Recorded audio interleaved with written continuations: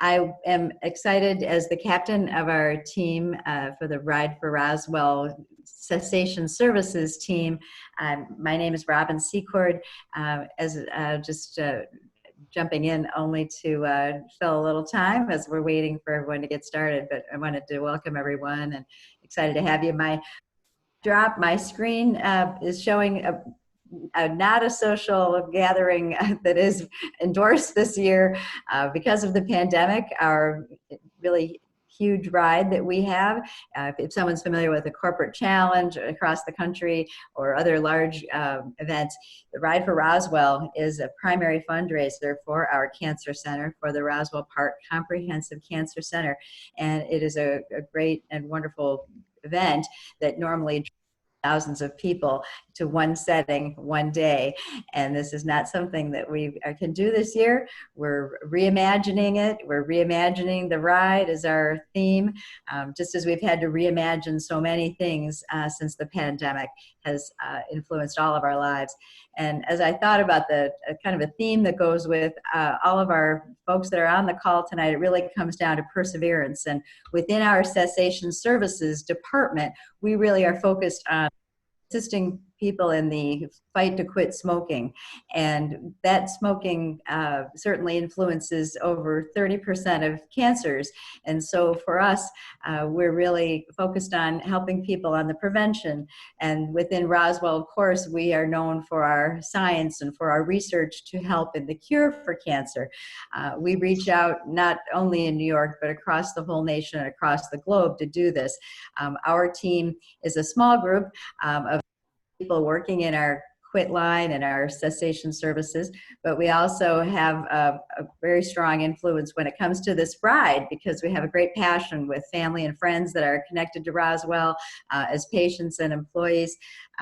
With the ride this year, we're trying some new things, so we're excited that you're with us on this Zoom call. Our traditional events that we have, like a bowling tournament, just weren't in the cards for us. Roswell Park provides such great support only to Western New York, but has influenced cancer research across the globe.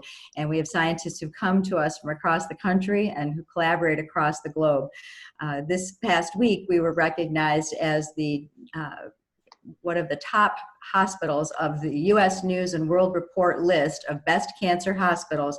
We are listed for a second year as number 14. So really a phenomenal achievement for us, and it makes us so proud. There's so much that goes behind that.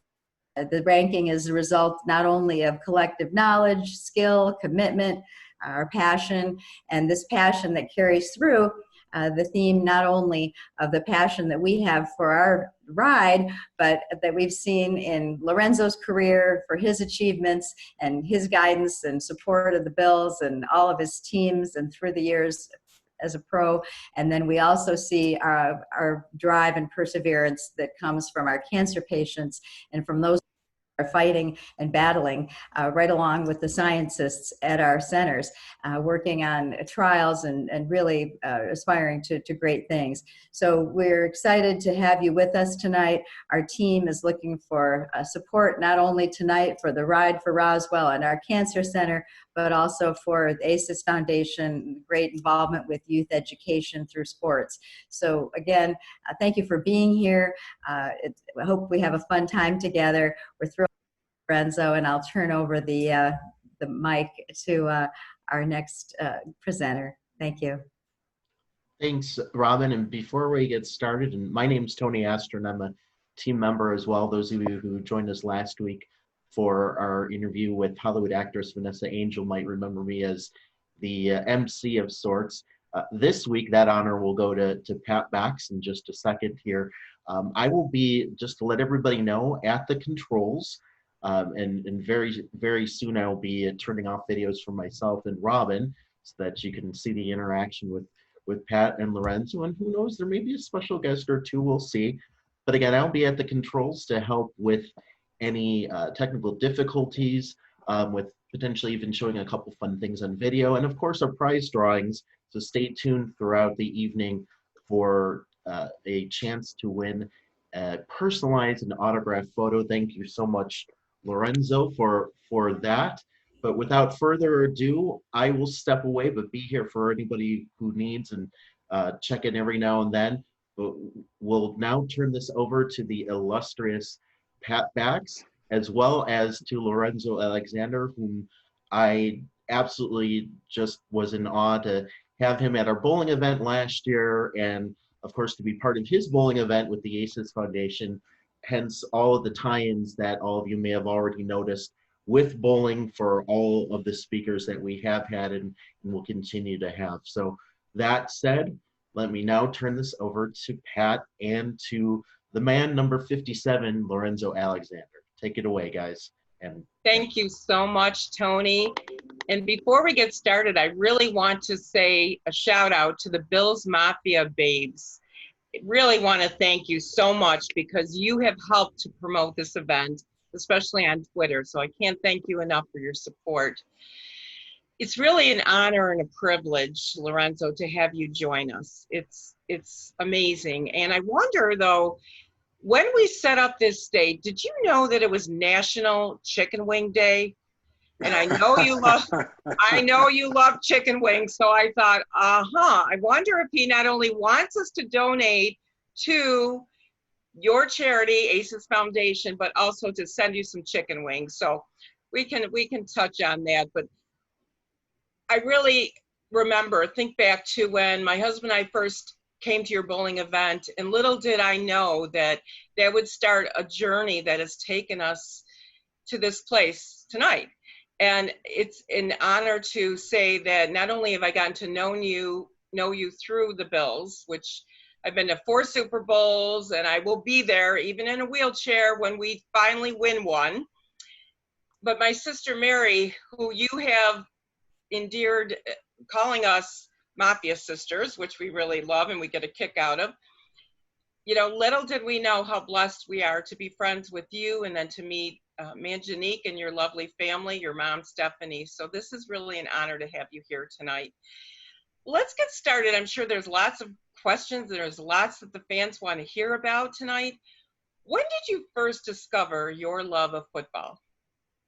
Wow, you throw me back right there in the time machine. And first of all, thank you for having me on. Obviously, you know, I love you guys and the relationship that you guys share as sisters is so inspirational, and just living it every day to the fullest. And so thank you for what you guys do in the community, and not just thinking about, you know, obviously your guys' situation, but trying to impact the entire community and really the world by continuing to raise money and awareness for cancer. So thank you. I really appreciate it. And it keeps me going, keeps me driving. It's really why I love Buffalo so much. You're so welcome. You're so welcome. You're such an inspiration. Thank you. But I fell in love with football at an early age. You know, I come from a football family in the sense that my mom loved football. My uncle was a high school football coach. He even coached me when I, you know, got to high school as well. But I remember going up there at the age of 5 or 6, being the ball boy and getting to go into the locker room, smelling the grass, the mustiness of teenage boys.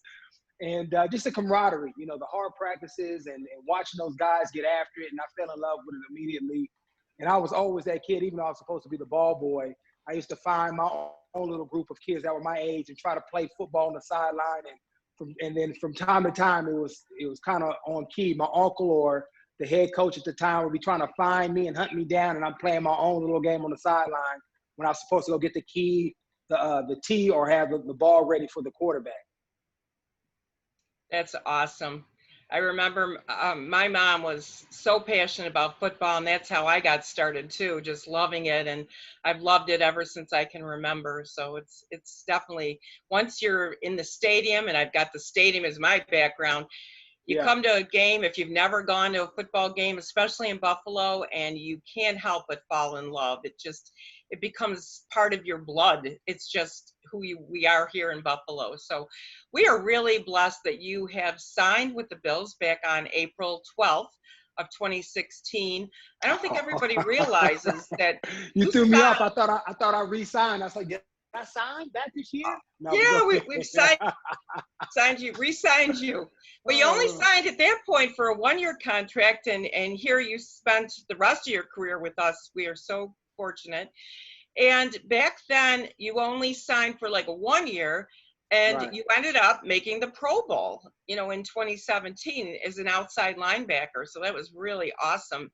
And you've played for many, many teams. You played for the Panthers, for the Ravens, for Redskins, Raiders, before you signed with us. And I know in 1988, when Thurman Thomas signed or was drafted by the Bills, he thought that Buffalo was in New York City. So he didn't know anything about. He thought he was going to see some plays and everything, Broadway. Yeah, Now, yeah.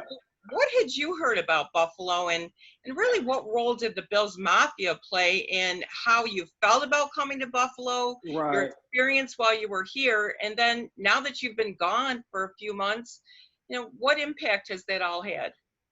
It's crazy that you meant. I mean, my knowledge of Buffalo was very remedial, and I had a lot of ignorance to the fact of the type of community and city and the fan base and the people that live there. And so, I mean, quite honestly, and I've said this before, I didn't even want to come to Buffalo because of what it had been known for as far as from a football aspect of it. But I had a lot of friends that played here, from London Fletcher to Derek Dockery, Langston Walker. Coach Danny Smith was a coach up here. So I had a lot of touch points. And so I had a lot of great people to reach out to really encourage me to sign and come up there. And so I was really happy about making that decision.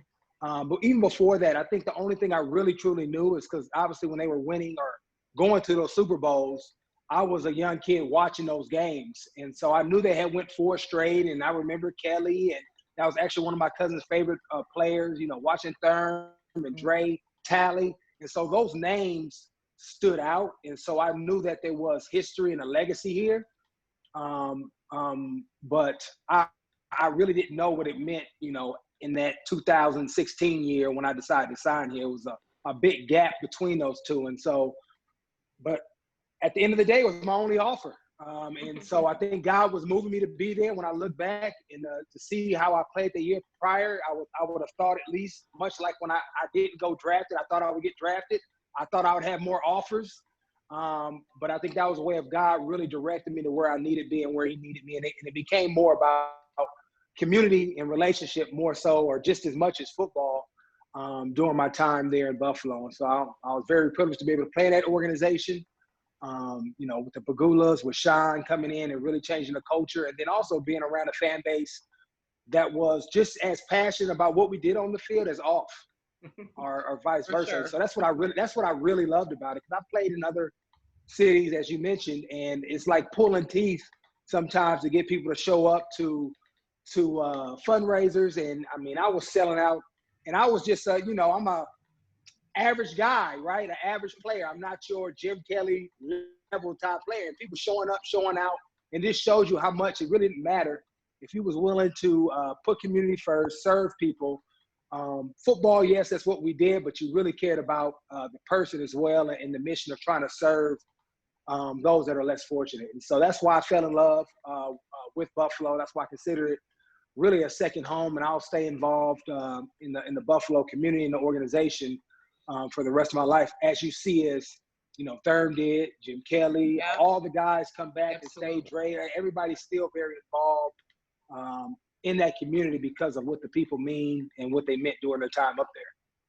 And there's no doubt, once you're a Buffalo Bill, you're family. You are family for life. And like I said, I've been to 4 Super Bowls. My sister and I have traveled to all these away games. We got the pleasure of seeing you, meeting teams, meeting all the different team members, teammates. It's just amazing. The Bills Mafia really shows up, Yes, they do. And we just you gave me chills when you were talking about it, because there's nothing like being a Bills fan. There really is nothing like that. And speaking of Bills fans, we have one of your biggest fans and supporters with me, my sister Mary, who is going to help with some of the interview questions today. So Nice. Mary is going to ask you a few questions, and we're just going to get her off mute for a minute here. There she is. There's Mary. Yeah. Hey, Lorenzo. Hey, Mary, how you doing? Love the hat. Yeah, guess who I got that from? That was a really special moment for everything that you're doing to bring awareness to ovarian cancer, and I can't thank you enough for that. And thank you also for sharing your time and telling us about your passions. A question for you is, how did you get the nickname One Man Gang when you played for the Redskins? Yeah, that's a crazy story. But the people that actually gave me the name were Fred Smoot and Sean Springs, two DBs that I played with when I was playing in Washington. And it was really birthed out of me being on the practice squad in 2006. And back then, I think we had still 10 practice squad players, but I would never leave the field, at least in practice, right? And so every possible snap you could take in practice, special teams, defense, and offense, I took every single snap. And so I was giving the look team on offense a look. I was giving the defense a look team and the special teams look team. And out of that, the coaches saw that I was versatile and was able to move around. And so that next season in 2007, I actually started off in the offseason as an offensive lineman. They thought I could play there. They put me in offensive line. Did all of offseason, all the training camp as an offensive lineman. The very first week of the season, Randy Thomas, who was a pretty good guard, tore his tricep. And so we brought in another offensive lineman, and so then they wanted me to move back to defense. And so then I played the rest of the year on defense. And then, so because I knew offense and defense, I would go back and forth in games, but my real role became as like a utility player where you had this big offensive lineman come in on rundowns and play tight end. I would play guard because I was a little bit more athletic than some of our guards and pull. I would play fullback. That was probably one of my funnest seasons. Sometimes they would line me up at wide receiver and motion me in, like, and block and stuff. And so that was really cool. And because they saw what I was doing, while I was also in the wedge on special teams and covering kicks, it was like, man, this dude could play a whole game by himself. And then out of that, they came up with the name One Man Gang. And if you're ever really familiar with both those players, they have big personalities, real creative, always joking around. But it was kind of a joke, but it stuck, and it's actually pretty cool. At least I think one of the cooler nicknames. I know it's a former wrestler's nickname as well, One Man Gang. And so it kind of fits with Buffalo as well, being a huge wrestling city. Right. Well, that's an awesome story. Thank you for sharing that with us. Can you tell us what game or games you would describe as your most memorable? Wow. Let me see. What pops to mind? There's been a couple. There's one in when I was in Washington. This is when I was the guy at special teams and was covering kicks. And I think I had, let me rewind. Oakland, playing against the Raiders. I was in Washington. I was still trying to get on. This might have been like 2010, 2009, somewhere in there.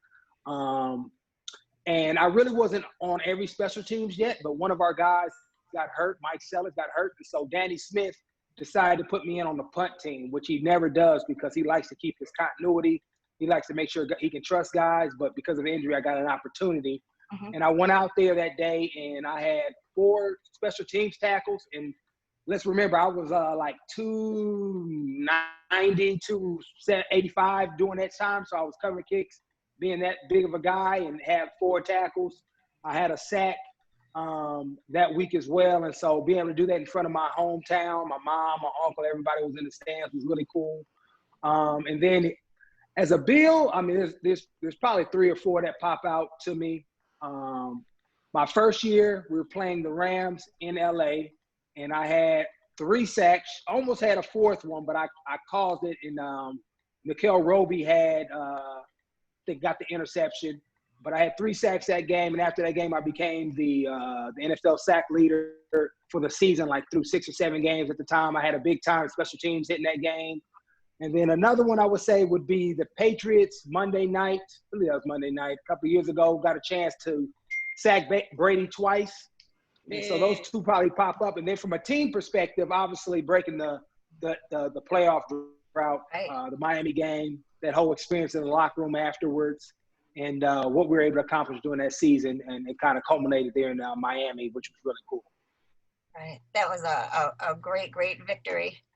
And I love watching that video again and just seeing the enthusiasm and the excitement and the passion, just to win. That's awesome.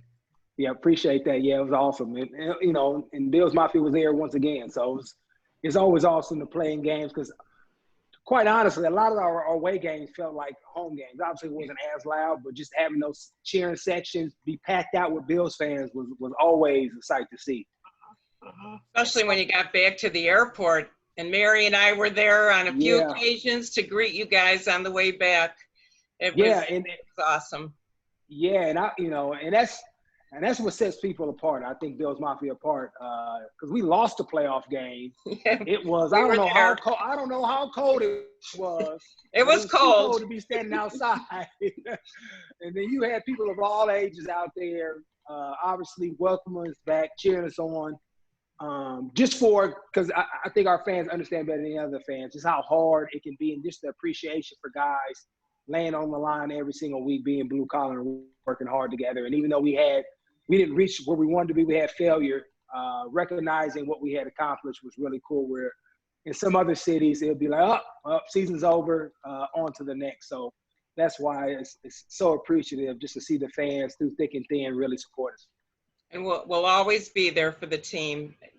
We've got a lot of great questions. Thank you, Mary, for those. Thank you for Lorenzo for the answers. Some great questions coming in. And one question was, when you do come back to the team, which is a question I was going to ask you about later on, will AJ and Vanessa give his number back to you, or do you have another number? I don't know what AJ would do. Kyle hit me up the other day because obviously he saw the comment on social media like everybody else, and was like, you think you gonna make AJ give you his number back? And I'm like, man, I'm not even that guy. But knowing him, knowing who AJ is kind of from afar, he may just give it back. But I don't think anybody has 97 right now. So I would try to rock either 57 or 97, but I'm not, if he doesn't want to give it up, I'm not going to pay for it. So I would hope, because of just my seniority, he would just hand it over, or he would pick up a lot of extra duties during the season as being a rookie with me back in the room, and he didn't just hand me over the jersey. There you go. There you go. And a question from Laura here. I'd like to know, when we make it to the AFC Championship, see, the confidence is there, Lorenzo. Right. I know it should be. Right, and when you come back for the playoffs, we answered that one, but we've got another one here from Jennifer. We can't seem to get a confirmation between the players. Is Lorenzo a fan of the nickname Uncle Zoe or not? We need to know. Oh, I like it. I mean, it's just a sign of respect. It's cool. It's better than being called grandpa or old. We all have that cool older uncle that we always used to want to hang out with and kick in. He felt like he was still our age, even though he, was 15, 20 years our senior. And so I see it as a sign of respect. And plus that I'm still kind of hip to all these young kids still, and I can still hang out with the 20-somethings in the locker room and not feel like a fish out of water. That's great. Well, we actually have a special guest who wants to say hello. He said hello to everybody. And if Tony, you could unmute our special guest. And let me know, Tony, when the guest is unmuted, and we'll have one of a few special guests we have tonight. Okay. All right, Paul, are you unmuted? Okay, we're just waiting for Tony to unmute Paul. And Paul, when you're okay, you have to unmute. Oh, there's Paul and Tammy Phillips, everybody. Hey. They're the wonderful parents of Harrison Phillips. So let's give them a round of applause. We didn't think you were going to put us on camera. Yeah, we were trying to stay in. We're staying out of social, places, so I don't even comb my hair anymore. That's Oh, good. okay. You're looking That's great. okay. Everybody's saying hello to you guys, and we're so happy you were able to join us. Well, thanks for inviting us. Yes, hello to everyone. We sure miss all the fans and definitely Lorenzo. Yeah, and this is for a good appreciate cause. You guys are back in good charity work and stuff. We like to be part of it. So Buffalo, Omaha, and Arizona, we're nationwide tonight. So thank you guys so much for coming. And I'm sure Lorenzo's so happy to see you. I know Harrison is we're just glad to have him back in Buffalo. I know you'd rather Right. have him in Omaha, but he's got work to do. He's got work to Yeah. do. Absolutely. He's Yes, sure he gonna does. I'm miss, excited for him. he's gonna miss Lorenzo in the locker Yeah. room, I can tell you that. No, I appreciate that. Harris is a good young man, and I'm excited to see what he does coming off the injury. I know he's been grinding and working hard because that's all he knows, because he's seen it for you guys. And so I'm looking forward to seeing how he really is able to shine this year and putting a complete season together as a third-year player. Thank Well, you. thank you. And thank you Yeah. for all you've done for him, Yeah. all your mentoring. It's been amazing what he's learned Yeah, from you. no worries. I had to look past him going to Stanford, but once I got to know him, it's kind of hard. Yeah, to not I bet. fall in love I with bet Harry, you so. did. He's trying to figure out how to get his master's degree. Yeah, I bet he is. He's always up to doing something, and that's what makes him great. You know, he's not Yeah. just complacent with where he is. He's always trying to serve, trying to figure out how he can improve himself, and then obviously impact the people around him. And so, I look forward to seeing how he continues to grow in football and really, outside in the Yeah. world, because I know he has a lot of passion about the community. Yeah. Thank you. Thank you to you. Thanks, and everybody in Buffalo is sending their love to you, and obviously to Harrison too for a great season. He's worked so hard to come back. So thank you. Now let's Thank get back to a couple questions that kind of tie in some of the questions that have been coming through the chat. Since you retired from the Bills, what has your transition been like for you and your family? And someone did ask, did you pick up any hobbies? Are you doing a lot of cooking? I know that your mom, Stephanie, who Mary and I both had the pleasure of meeting, is so thrilled to have you with her now. So, and now I believe you're her personal trainer from what I'm seeing on Twitter. So talk a little bit about your transition away from football. Well, it has been a whirlwind. Obviously, we're all dealing with the COVID pandemic.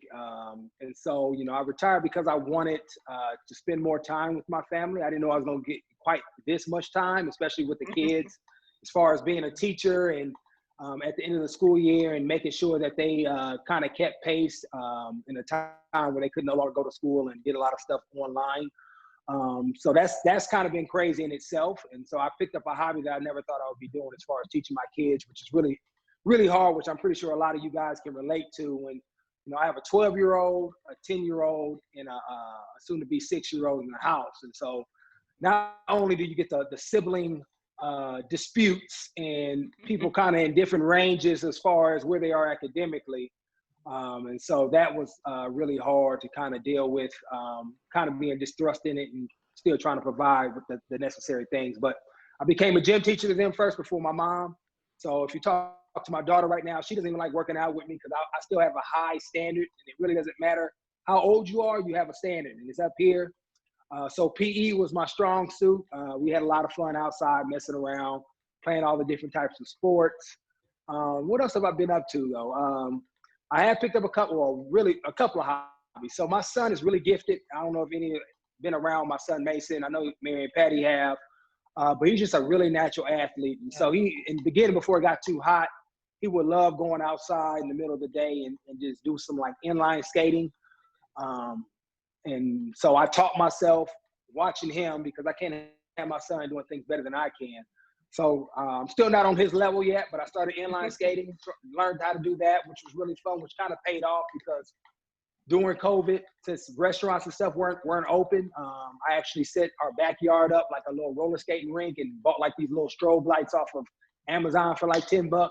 And me and my wife did like a date night in the backyard, like a roller skating party, which was really cool. I've also been learning how to play the piano.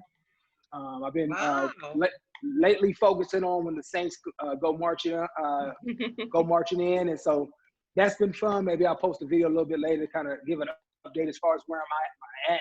Been reading a lot more. A lot of books around faith and Christ, and one of the biggest things I've kind of taken away from that is I was just trying to mature myself so I can continue to lead and help young men and women that I come in contact with. But just realizing that eternity is now. And kind of what I mean by that is that I think a lot of people kind of work towards something, hoping to get something to God after they pass away, but not really realizing that because God is infinite, he's the Alpha and Omega, that eternity, he's timeless. So eternity is like right now. And so really seizing the day and bringing his will to earth. And so really trying to be intentional about that and helping out. So still been engaged in the social justice, Inspire Change Committee with the Bills.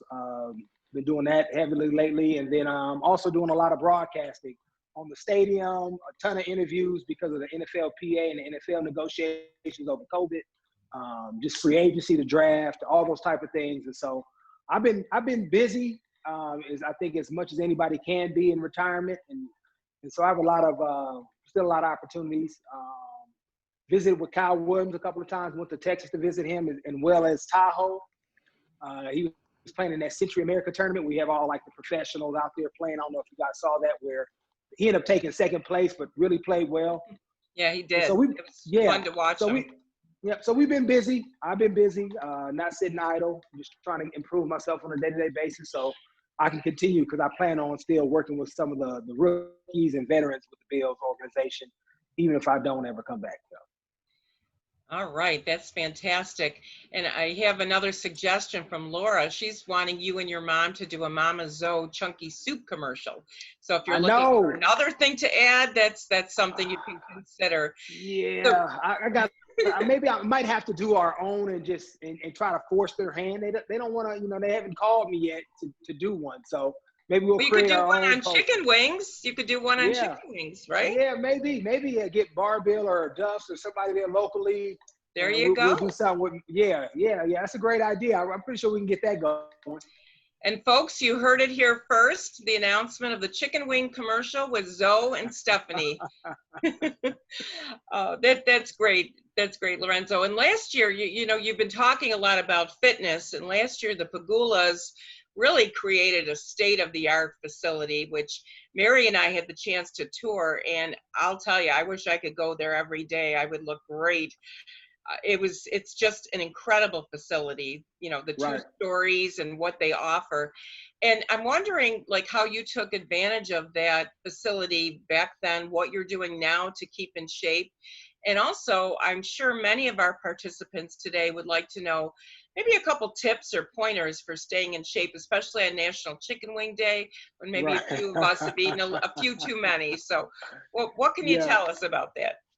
Well, I guess there's a ton of stuff. So first of all, obviously the Pagulas understand the importance of if you want to build a winner, if you want to have a winning culture, you also have to invest in your organization. And so, with them and Sean talking, we're able to put together our new sports complex, which is off the charts. It's probably the best I've ever been around. And as far as just the synergy they set up, as far as sports science, physical therapy, the strength coaches, making sure that there was a holistic approach to making sure that guys could maximize their ability and talent on the field by staying healthy, making gains, and obviously be able to sustain a season and still playing at a high level towards the end of the year. So, from the massage therapists, from the chairs, massage chairs, to the acupuncture, to the weight room itself, the indoor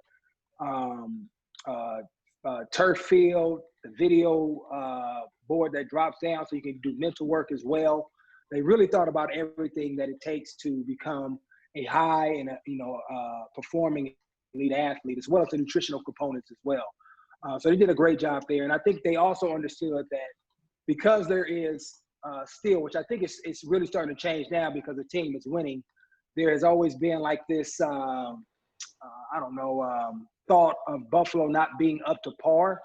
Right. I think they did that to invest, to really go over the top. So when free agents come in, because a lot of times, sometimes it's in the winter, like, man, I'm cold, but they get to that facility and they're like, man, what is this? And so it's really welcoming. You want to stay up there. I know I used to go up there all the time. And then plus the way they built their culture, I mean, imagine people go up there and work out. I could bring my kids, go up there, they can hang out, work out. And so they really made it a family atmosphere, which was really important. And so I utilized every aspect of it when I was there, really relying on our strength coaches and sports science department, because as an older player, I just want to make sure I was trying to maximize every day as best I can, and not just go off of pure talent and ability, which as you get older wanes a little bit.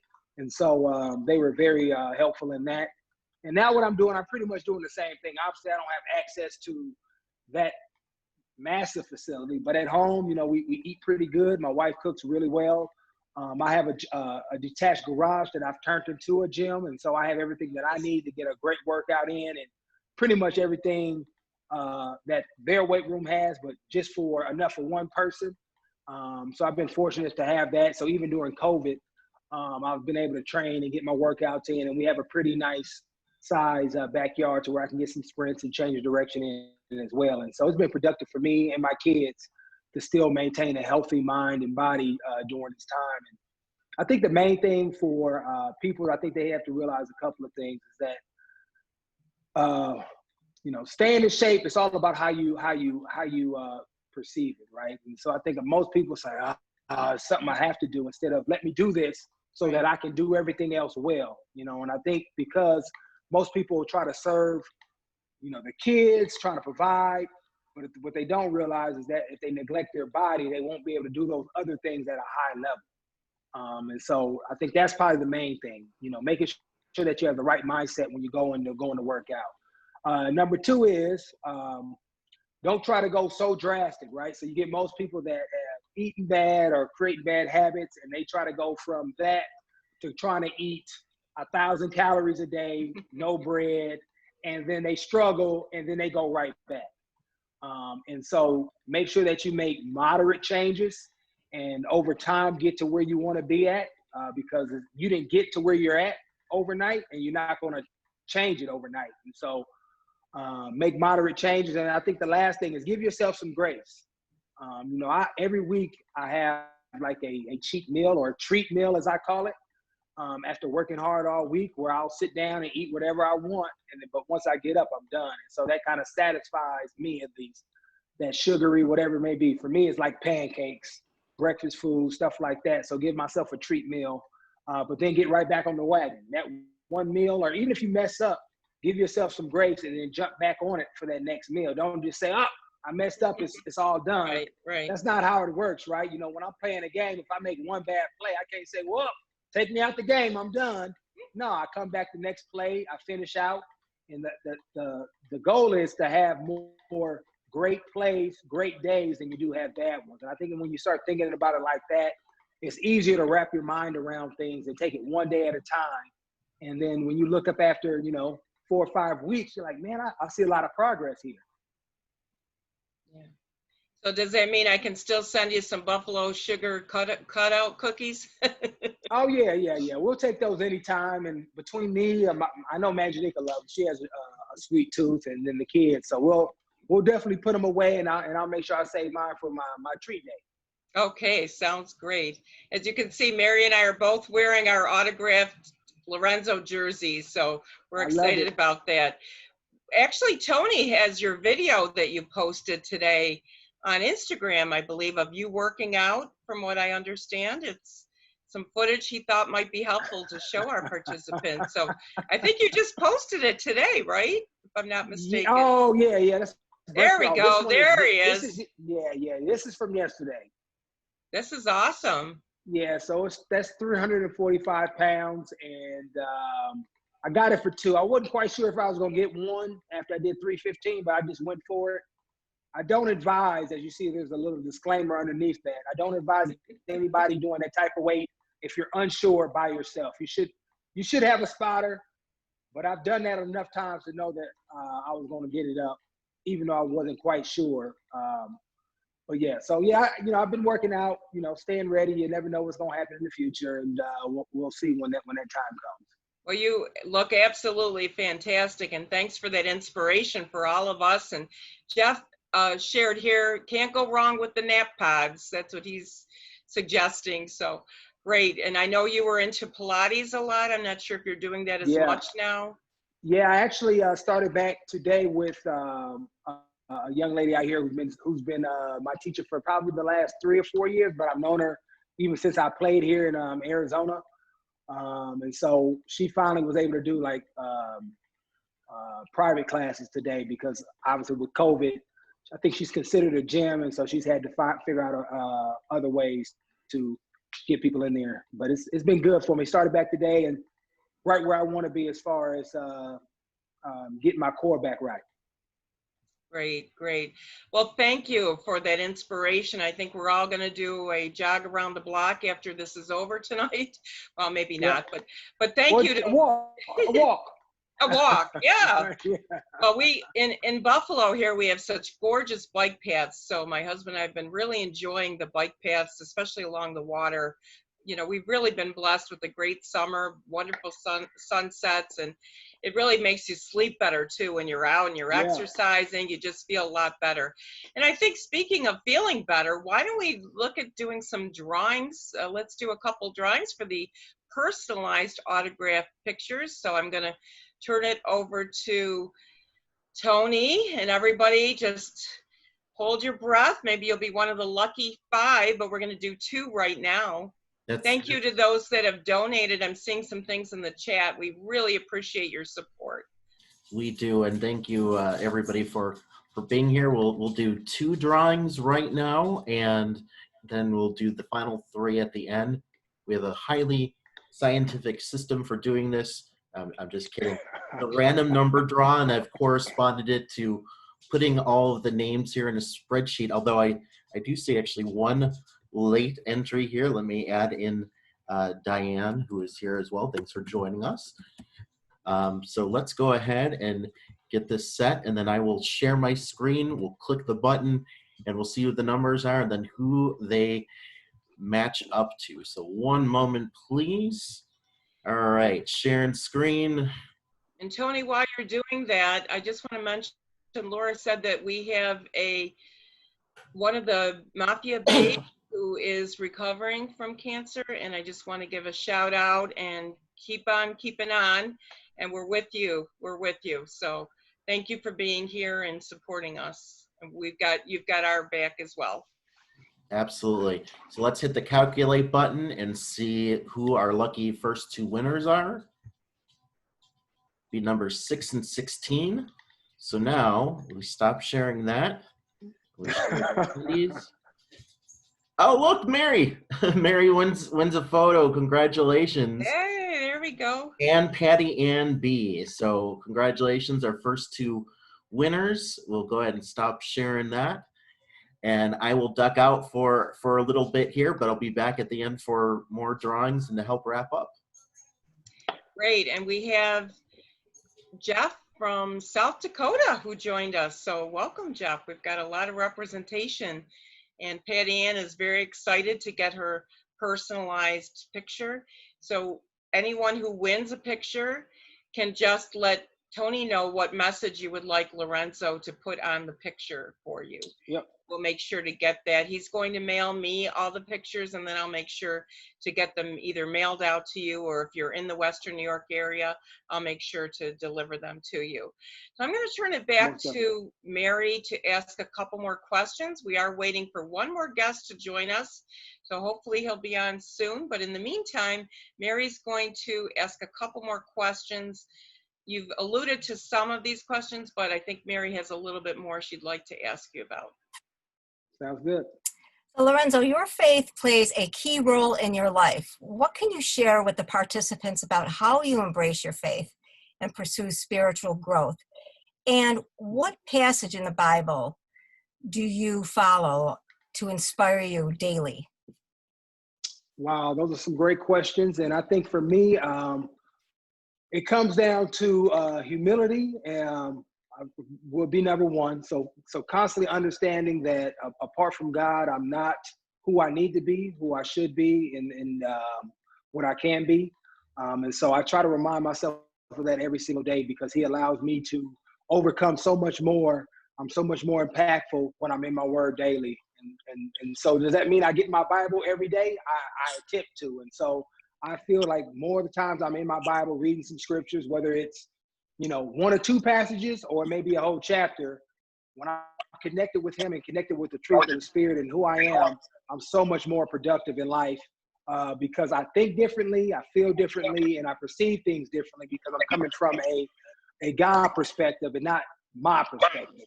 Right. I think oftentimes that's why we have so much conflict. Obviously, that's why we have sin in the world, because we have tried to do it our way instead of His way. which is, the best way of doing things. And that's ultimately what the Bible is.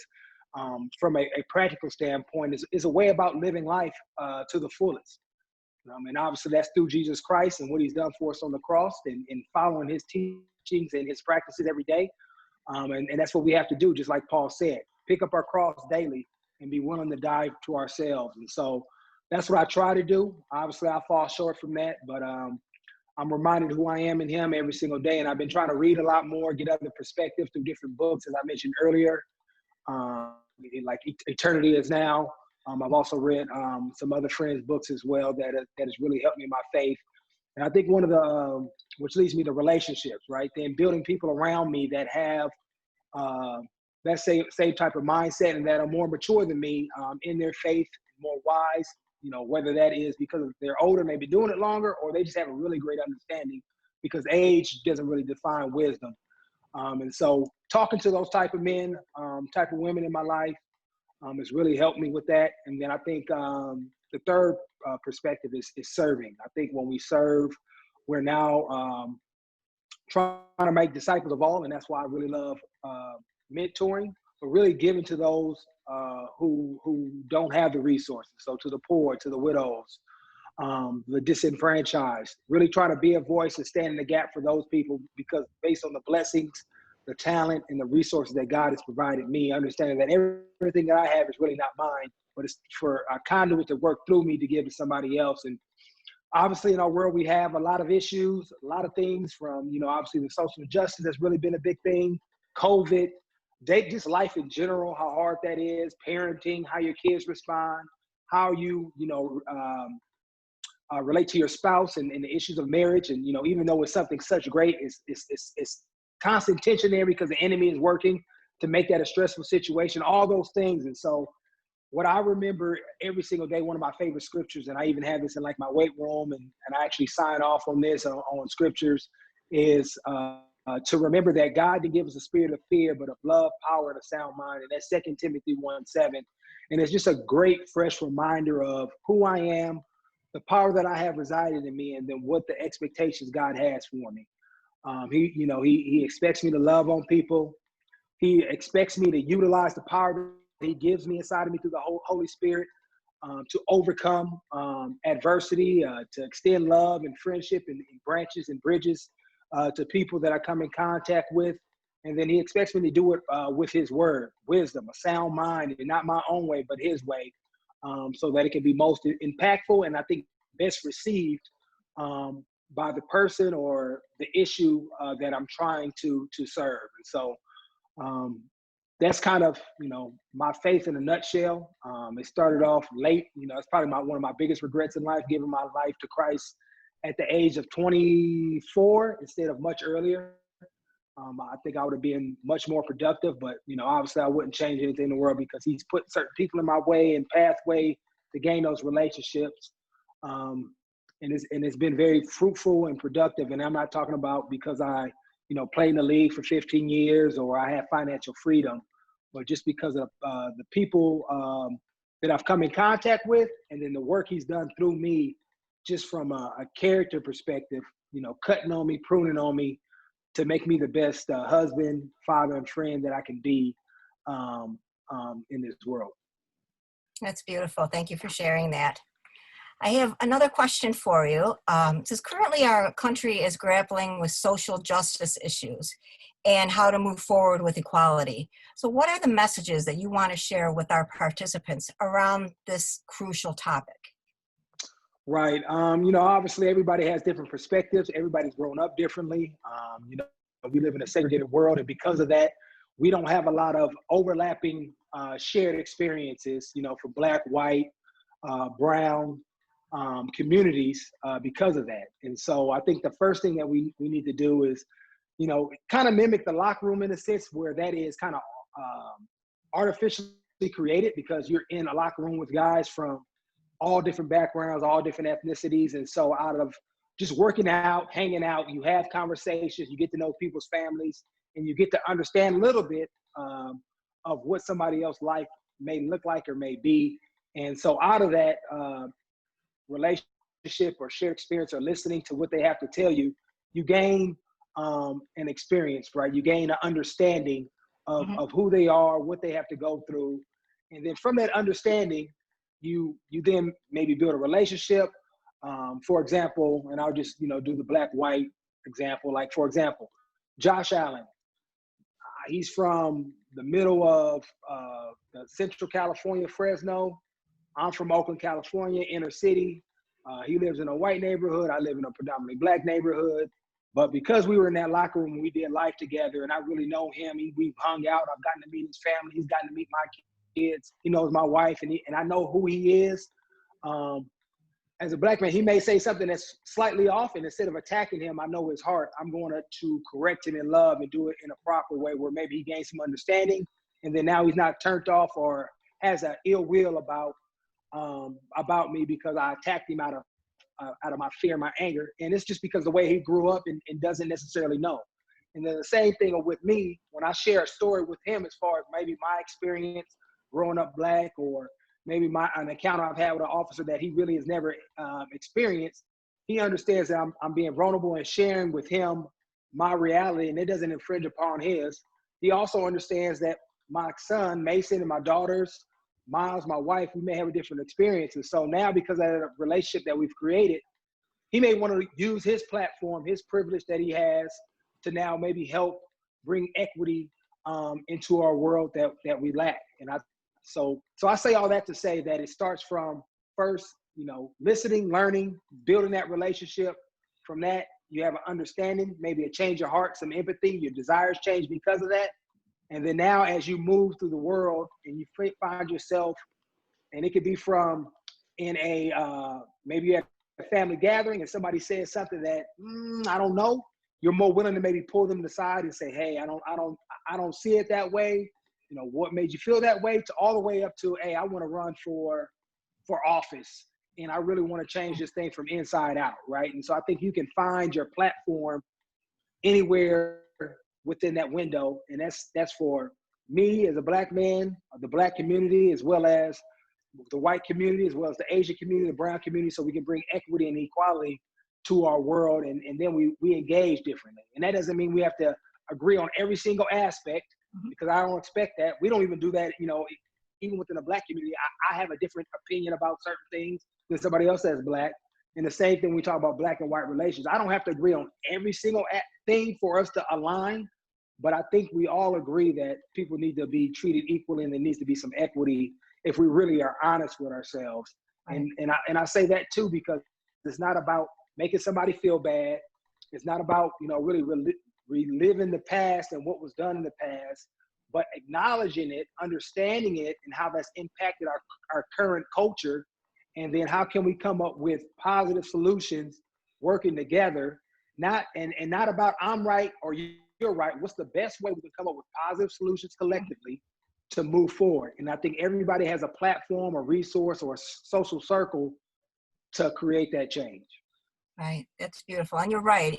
Just taking that time and listening to each other and talking. And then you realize that, for me, like as a cancer patient, the times that I take to just to listen to somebody, sometimes they just want to, have you pay attention and just understand where they're coming from. And it can lead to more beautiful relationships and greater things.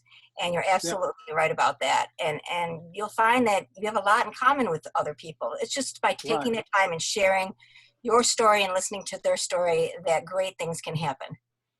Exactly. Well, thank you both. Thank you, Lorenzo and Mary. We had more questions, but I can't even believe it. We're almost going to be out of time. And we have another special guest. And by the way, we've got a couple votes for you for president, Lorenzo. If maybe in your spare time you might want to run, we've got a couple votes for you. But we have a really, really special guest who I'm honored to welcome. 26 shirts guru, CEO, man of just, man of everything, I guess. Let's welcome Del Reed. Del, he's got a great announcement to share with us. Well, thank you. That was quite the intro. I don't know how special a guest I am, but I just want to say hi, Lorenzo. It's good to see you, man. I miss you. Hope you're doing well. And I think it's great, these two causes that are being supported tonight. I believe in both. As someone who has Also, done his part to help support Lorenzo and Aces. I think it's great what we're doing here tonight. Someone who used to work at Roswell Park. I love everything that obviously Roswell stands for, so that's awesome. But I just wanted to say that, earlier this year, Lorenzo was wearing one of our Bison King t-shirts in the locker room, and that kind of unexpectedly blew up, and we ended up selling a ton, which was great. So I wanted to donate 3 shirts to whoever is, however you guys wanted to determine it, those who are running the call tonight. I want to donate 3 shirts to whatever size the 3 winners wear. I'll make sure they get those same Bison King shirts. So just want to say, I love you guys. I love you, Lorenzo. Hope you're doing great, man, like I said. And just thanks for having me on tonight.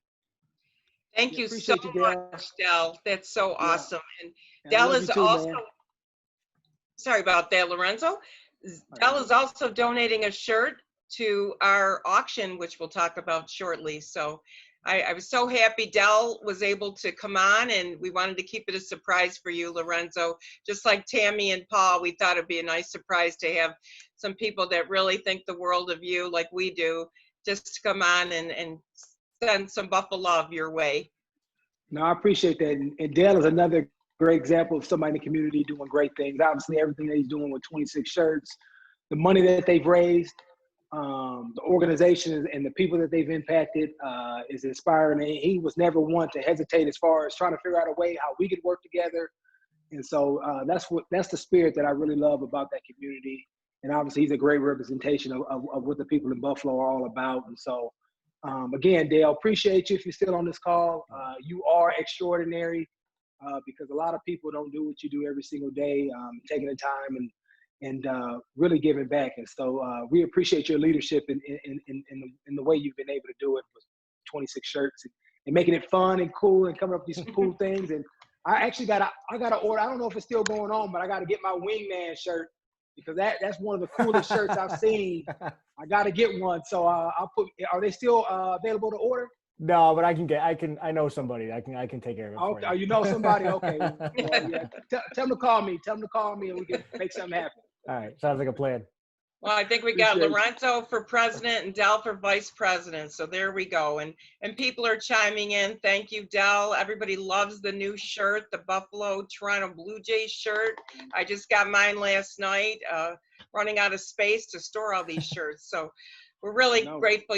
I know that was the most popular shirt you've ever sold. So you've been very, very busy. And thank you for taking time to join us tonight. At this point, we're going to be starting to wrap up, and I want to turn it back to Tony. We have 3 more autographed, personalized pictures to give away, and now we have 3 Bison King shirts. So let's do the pictures first, and then we'll do the shirts. All right, you got it. And hello, everyone, once again. Let's go ahead to our highly scientific random number generator. We're going to 3 numbers. Let's calculate it. We've removed the names from before. So now we're at 17, 9, and 12. So that's for the Lorenzo pitchers. Now let's go ahead and share and see who the winners are. 17, 9, and 12. So we have Gail. Gail is a winner. We have Jennifer. Jennifer, who greatly just made a bunch of donations during this meeting. So well-deserved there. And we said 17, 9, and 12. So 17 would be Jan. Jan, who is actually over at Roswell Park right now working hard. So well-deserved to all 3 of yous. Let me stop the share right now quickly and just do a quick little move over here. Pat, while I'm getting ready for the shirts winners, why don't you tell us a little bit about our next meeting coming up, which actually be on Thursday, not Wednesday. Right.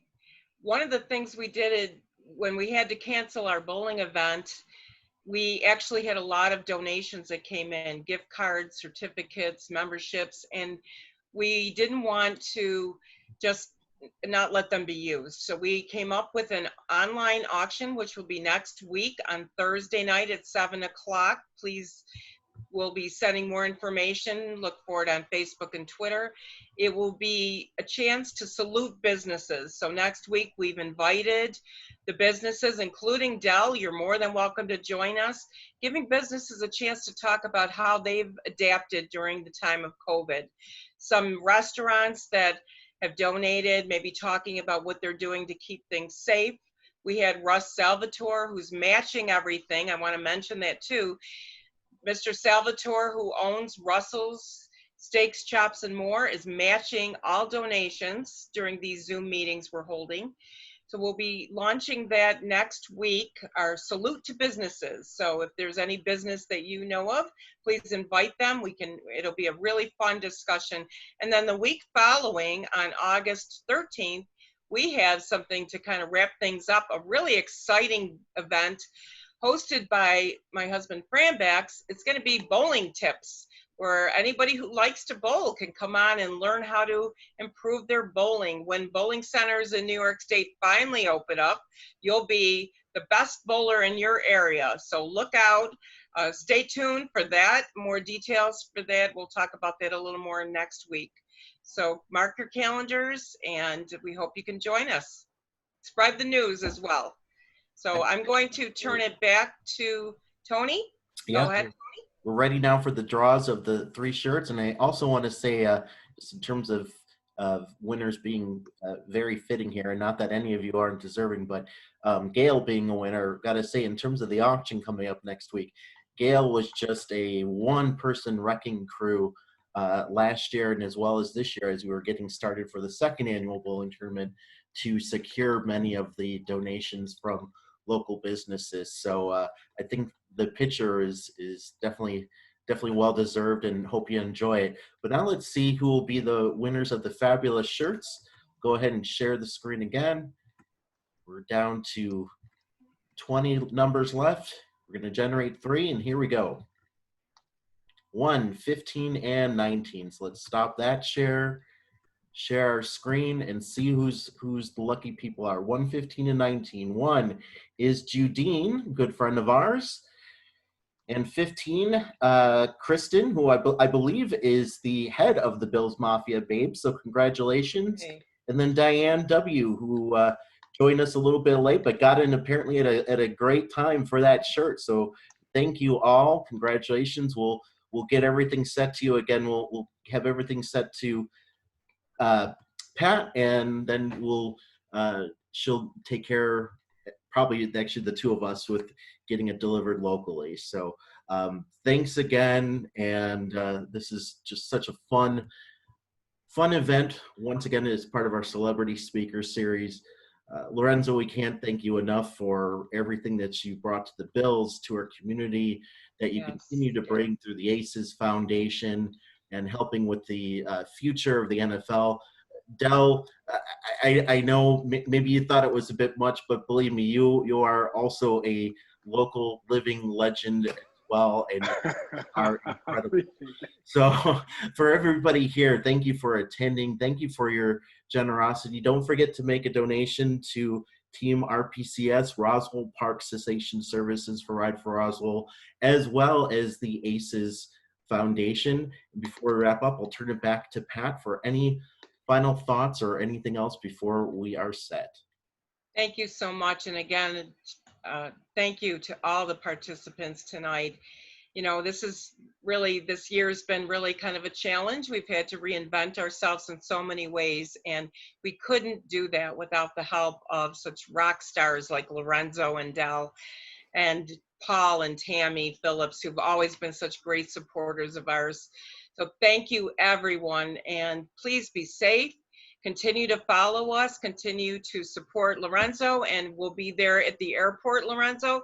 Just let us know when you're coming back, and you'll have your cheering section ready to greet you when you come off the plane with a plate of chicken wings. So Okay, I hear that. I appreciate it. And I also want to say thank you to Mary Kelly and Patricia Baker that have donated to the foundation already tonight. Thank you. that's awesome. And Robin, our team captain, Robin, do you want to say any closing words? Just thanks again to everybody for their support, and we still have opportunities to ride if you want to head out as a small group and do your own small private group, or want to sign up with the ride. Check it out at rideforroswell.com. But thanks again. Wonderful night. Thanks for all the inspirational words from all of our guests and from our participants on the chat. Take care.